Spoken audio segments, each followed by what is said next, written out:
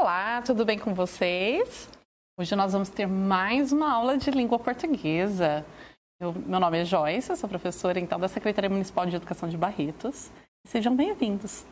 Bem, hoje nós vamos ter uma aula de gramática.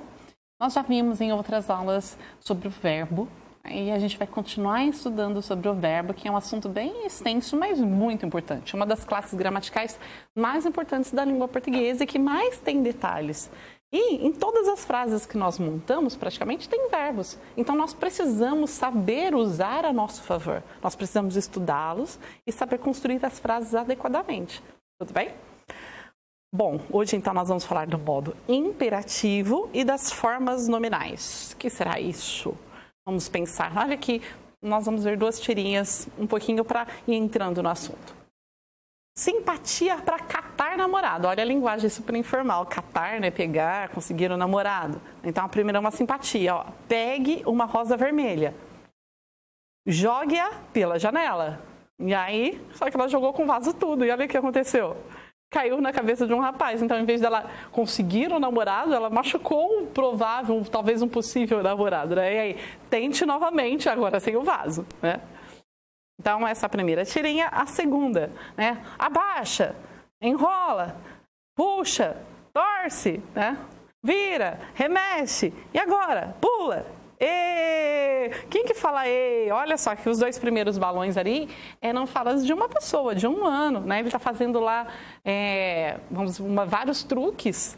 E aí, quem fala e na hora, ele fala, olha, as pulgas adoram essa parte da aeróbica. Então, quem estava falando e eram as pulgas, né? Aqueles vários pontinhos ali, que as pulgas adoram essa parte da aeróbica. Bom, aqui então eu tenho vários verbos que estão no modo imperativo. Vários como pegue, jogue, tente, né? Abaixa, enrola, puxa, vira, remexe. Todos esses verbos, então, eles estão nesse modo que nós vamos estudar hoje, que são o modo imperativo. O que é modo verbal? Vamos lembrar? Nós já vimos isso porque nós já estudamos outros dois modos verbais em aulas anteriores. Então, o modo verbal é a maneira pela qual o falante, a pessoa que está usando, que está escrevendo, está falando, expressa sua atitude em relação ao que diz. Como assim? Lembram-se quais são os três modos verbais? O indicativo é usado quando tem certeza. O subjuntivo é usado quando tem, é o contrário da certeza, a dúvida, a possibilidade, né? Uma hipótese. Quando você não tem essa certeza aí, então quando você tem um desejo, você coloca no subjuntivo. E o imperativo, do que será que é esse que nós estamos vendo hoje? Do que será que é? Ó, qual que é a intenção do Ministério da Saúde de utilizar esses verbos aqui? Olha esse cartaz. Então, não deixe a dengue estragar o seu verão. Cubra caixas d'água, tonéis e pneus. O que será, então, esse modo? Olha, qual que é a intenção? Quais são? O não deixe e depois eu tenho o cubra. Dois verbos no modo imperativo. Qual que é a intenção, então, quando eles usam? Orientar a população. Fazer essa orientação, instruir a população de como deve ser a atitude correta. Então, o modo imperativo, ele serve também para orientar, mas ele tem vários sentidos, certo? É um modo imperativo, ele pode ter muitos sentidos, não só esse, né? E tem flexão de tempo? Lembram-se que já falamos do presente, pretérito, futuro? Será que isso também tem no modo imperativo? Não. O modo imperativo não tem tempo. Eu só tenho dois tipos de flexão, de variação. Eu só posso ter a variação do imperativo afirmativo, quando é para você fazer. Então, quando eu quero que a outra pessoa faça alguma coisa, pegue, olhe, vire, veja, né, traga, qualquer um desses está no imperativo. Imperativo, eu quero que o outro faça alguma coisa. Eu sempre estou instruindo, dando uma ordem, convencendo, persuadindo, qualquer coisa nesse sentido com o outro, tá? E o imperativo negativo, que é para não fazer. Vocês lembram lá? Cubra. Imperativo afirmativo, é para fazer. Não deixe, imperativo negativo, é para não fazer. Então, eu só tenho esses dois tipos de imperativo, o afirmativo e o negativo. Bom, o modo imperativo, como eu falei para vocês, ele pode ter vários sentidos. Vários. Ele pode ter o sentido de recomendação, como, por exemplo, apague a luz ao sair, estou recomendando. Proibição, não pise na grama. Essa frase é muito comum nas plaquinhas que a gente vê por aí, embora ela tenha um erro. O certo seria não pise a grama, mas tudo bem. Pedido, quando você vai pedir alguma coisa para alguém, você usa o imperativo também. Ajude-me a subir as escadas, por favor. Ou súplica, né? Como na imagem aqui, quando você está implorando, mãe, pelo amor de Deus, por favor, me deixe na casa do fulano, do meu amigo.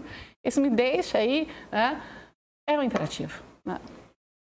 Então, nós usamos também quando queremos convidar, né? Visitem o stand da editora Rosa 200, venha até a minha casa, entre na loja, aproveite essa liquidação.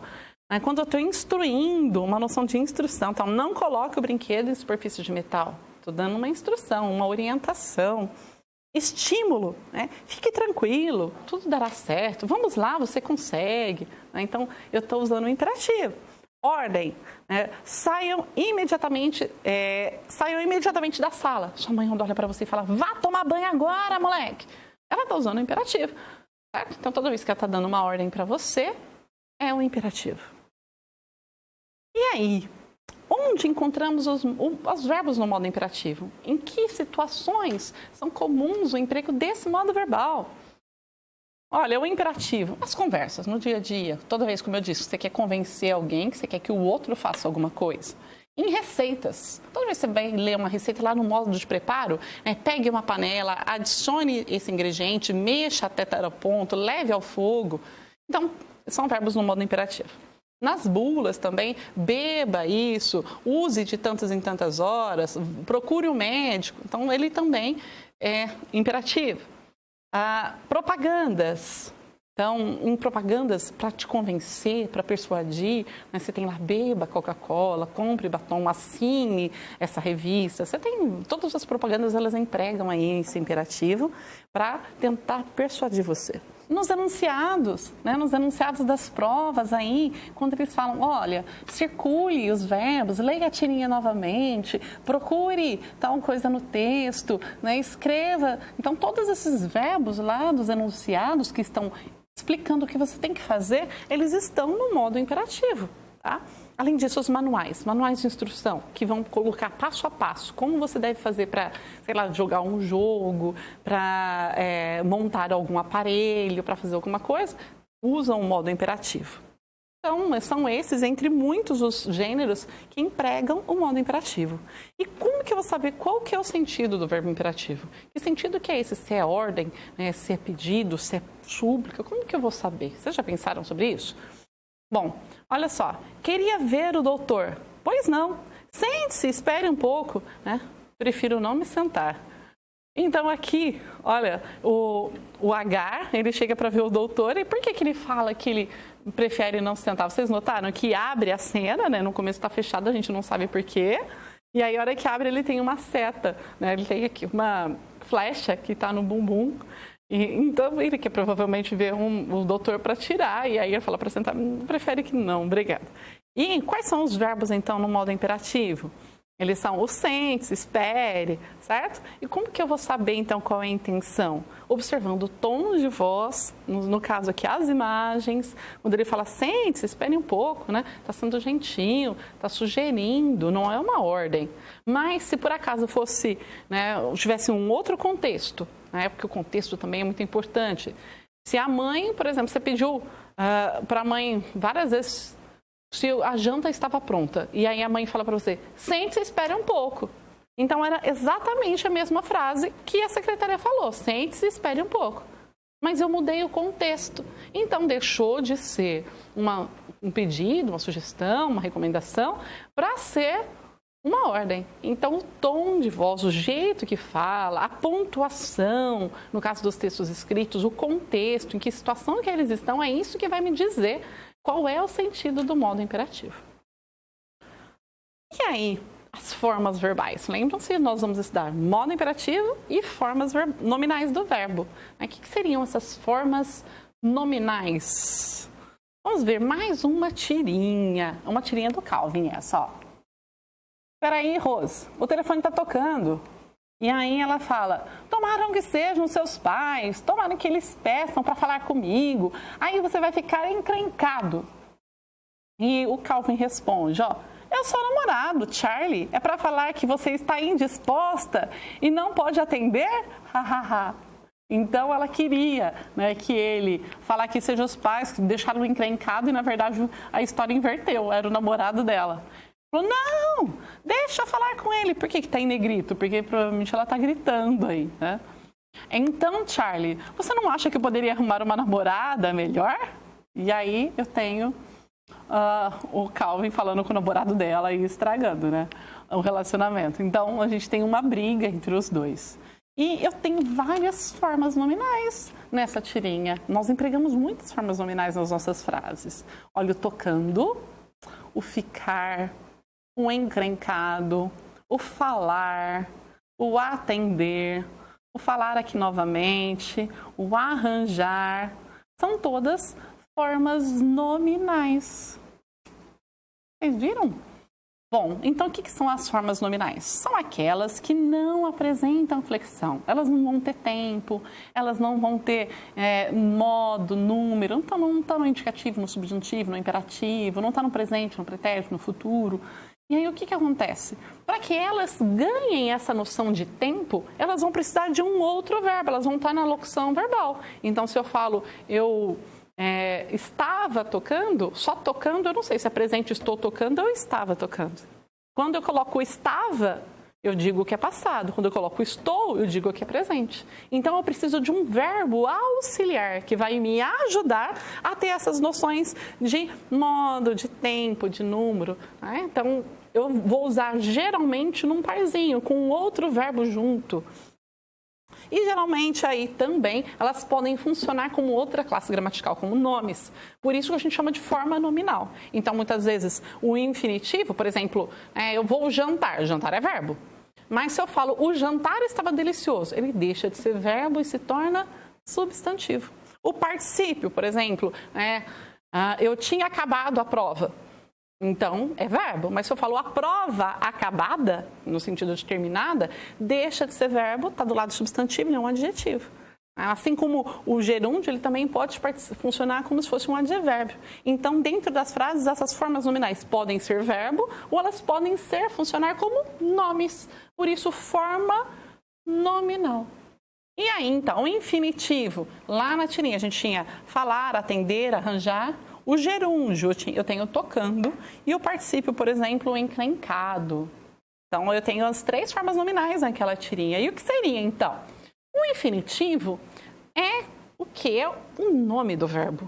Então, o verbo falar, correr, olhar, né? Olha, falar, correr, partir, ele vai ter essa desinência, essa terminação que é o R. Vai terminar em ar, er, ir, no caso do por, repor, compor, também em or. Então, ele vai terminar sempre com R. O gerúndio, ele vai expressar o quê? Uma ação ou que ela tem uma durabilidade maior, uma duração, ou inacabada. Eu estava tocando quando ele chegou. Então, esse tocando, gerúndio, certo? Porque é uma ação que foi interrompida, que ela não tinha terminado. E aí, ele vai sempre terminar esse NDO, ando, endo, indo, tá? Então, falando, correndo, partindo, isso aqui é o gerúndio.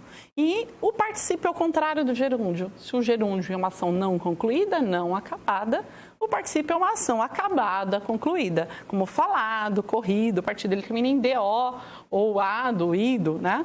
O ado, a primeira conjugação, e a segunda, a terceira em ido. Só que o particípio ele tem uma peculiaridade. Muitas vezes, eles não vão terminar em ado, ido. Não vai ter essa terminação. Existe um tipo de particípio que é o particípio irregular, certo? Olha esses casos. Escrever não é escrevido, eu tinha escrito. Né? Fazer não é eu tinha fazido, eu tinha feito. Cobrir não é eu tinha cobrido, eu tinha coberto. Pôr não é eu tinha podido, eu tinha posto.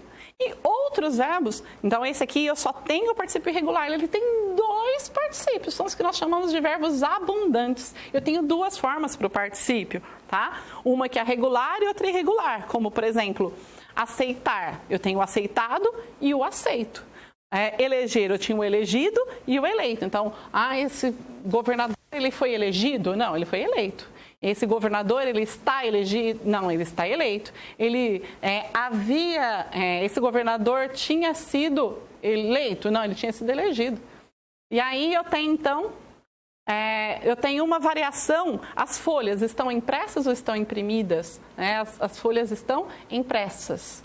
Elas foram impressas, eu havia imprimido. Então, às vezes, depende do que para eu determinar qual particípio do verbo auxiliar. Qual que vem antes. Se por acaso eu uso o ter e o haver, eu vou ter aí tinha ou havia imprimido, o particípio regular, terminado em ado ou ido. Se por acaso o verbo que vem antes é o ser e o estar, então os documentos foram ou estavam impressos, é o particípio irregular. Então, nota, é o verbo que vem antes do particípio que vai determinar se eu vou usar um ou vou usar outro. E aí, para a gente retomar tudo que nós vimos, o modo imperativo, ele vai ser ou afirmativo ou negativo, ele tem vários sentidos, como proibição, recomendação, pedido, ordem, súplica, instrução, estímulo, convite, né? E as formas nominais, elas não apresentam essa flexão de tempo, modo, número, eu preciso de outro verbo para ajudá-lo.